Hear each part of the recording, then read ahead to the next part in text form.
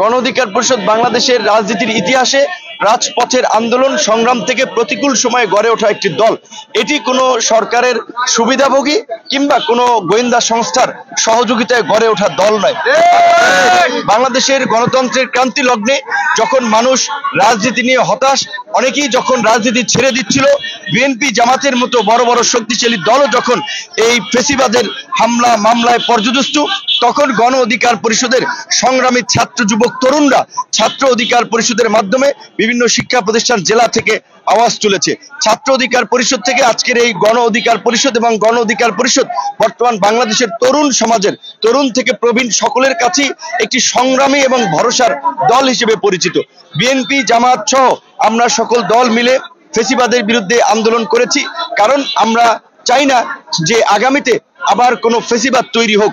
সেই ক্ষেত্রে এই ফ্যাসিবাদ বিরোধী দল সমূহের নেতা কর্মীদের মধ্যে একটা আন্তরিকতা প্রয়োজন। তো আমি আপনার শীর্ষ পর্যায়ের নেতৃবৃন্দ, সেটা জামাত বলেন, বিএনপি বলেন, অন্যান্য দল বলেন, ইসলামী আন্দোলন বলেন, সকলের সাথেই আমার একাধিকবার বৈঠক, ওঠা বসা, আলাপ আলোচনা হয়েছে।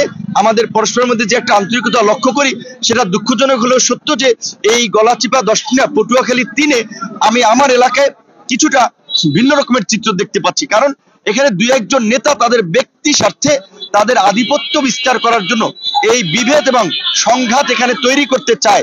এলাকার মানুষের মধ্যে একটা ভয়ভীতি তৈরি করতে চায় যে না, তাদের দল ব্যতীত অন্য দল করা যাবে না, তাদের মিছিল মিটিং ছাড়া অন্য মিছিল মিটিং এ যাওয়া যাবে না। গণ অধিকার পরিষদ বেশ কিছু নেতা কর্মীকেই আমরা শুনতে পেয়েছি যে দু একজন নেতা কর্মী হুমকি দিয়েছে, কিন্তু হুমকি ধামকিকে আমরা ভয় পাই না, কারণ আমরা এই হুমকি ধামকি উপেক্ষা করি। শেখ হাসিনার ফেসিবাদের রক্তচক্ষুকে উপেক্ষা করে রাজপথে বন্দুকের নলের মুখে দাঁড়িয়ে আমরা লড়াই করেছি। কাজে লড়াই সংগ্রাম আমাদের রক্তে মিশে আছে। লড়াই সংগ্রামের মাধ্যমেই আমরা এই জনপদকে শান্তির জনপদে পরিণত করতে চাই।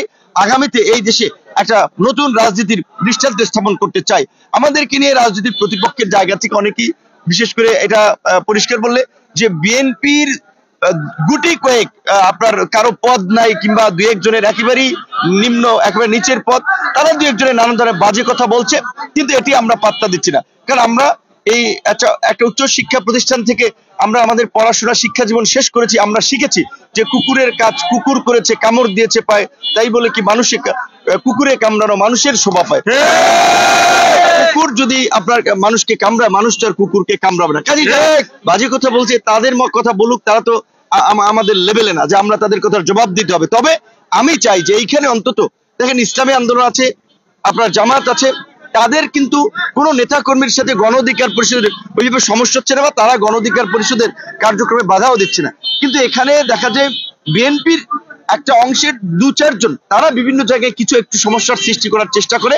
আশা করি তাদের বোধোদয় হবে এবং আমাদের এখানে বিএনপি বলেন, জামাত বলেন, তাদের সাথে আলাপ আলোচনা চলছে জোট নিয়ে। বিএনপির সাথে জোট হতে পারে, অন্য কোনো দলের সাথেও জোট হতে পারে।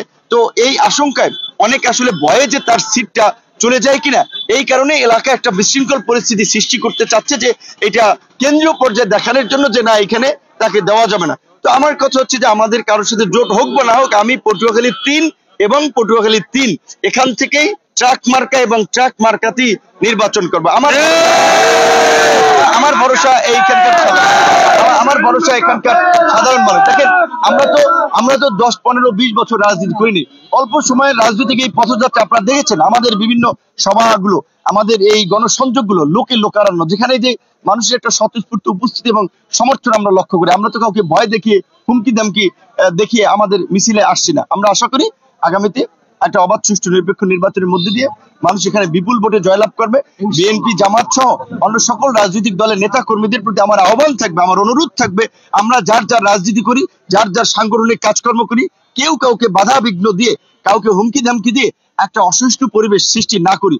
এই আগামীতে যে আমরা একটা নির্বাচন চাচ্ছি, এই নির্বাচনের উপরে বাংলাদেশের ভবিষ্যৎ, গণতন্ত্রের ভবিষ্যৎ নির্ভর করছে। কাজে নির্বাচনকে কেন্দ্র করে যদি বিভিন্ন জায়গায় সংঘাত সহিংসতা হয়, সাধারণ মানুষ আতঙ্কিত হবে, ভোট কেন্দ্রে যাবে না, নির্বাচন বাধাগ্রস্ত হতে পারে, বানচাল হতে পারে। পতিত স্বৈরাচার কিন্তু তাই চাচ্ছে নির্বাচন বানচাল করার জন্য। সুতরাং নিশ্চয়ই আমাদের রাজনৈতিক অন্য দলের নেতা কর্মীরা সেটি চাবে না। আমরা গণ অধিকার পরিষদের পক্ষ থেকে ইতিবাচক রাজনীতিকে উৎসাহিত করি, ইতিবাচক রাজনীতি নিয়ে এগিয়ে যেতে চাই। আমরা হানাহানি, মারামারি, বিদ্বেষ আমরা চাই না। আমরা চাই যে অন্য রাজনৈতিক দলগুলো নেতা কর্মীরাও একই মানসিকতা ধারণ করুক। ধন্যবাদ।